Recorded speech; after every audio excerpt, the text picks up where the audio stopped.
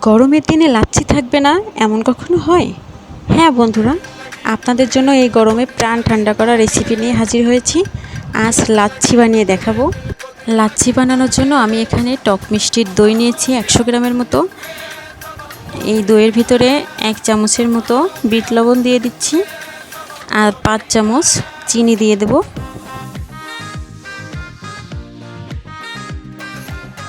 এবার একটা মিক্সির সাহায্যে দইয়ের সাথে চিনি আর বিট লবণটা ভালোভাবে ফেটিয়ে নেব। আপনারা এই কাজটা ব্লেন্ডারের সাহায্যে করতে পারেন, কিন্তু আমি এটা হাতেই করছি। দেখুন বন্ধুরা, এমন একটা স্মুথ বেটার বানিয়ে নিতে হবে। আমি এবার এই দইয়ের ব্যাটারের ভিতরে 2 গ্লাস নর্মাল পানি দিয়ে দিচ্ছি। দিয়ে পানির সাথে ব্যাটারটা ভালোভাবে মিশিয়ে নেব।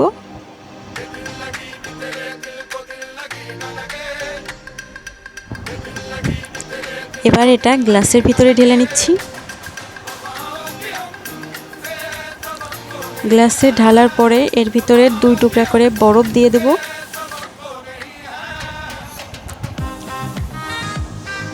এবার পুদিনা পাতা দিয়ে একটু ডেকোরেশন করে নিচ্ছি।